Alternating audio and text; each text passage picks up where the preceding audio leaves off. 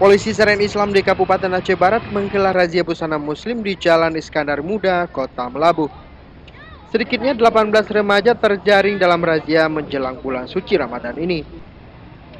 Para remaja yang terjaring karena memakai baju dan celana ketat. Meski begitu, petugas hanya memberikan peringatan saja.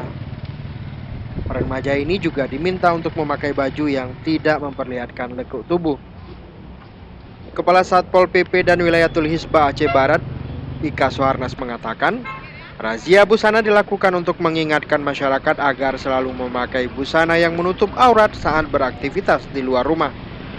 Menurutnya, angka pelanggaran busana muslim kali ini jauh menurun jika dibandingkan dengan razia yang dilakukan sebelumnya.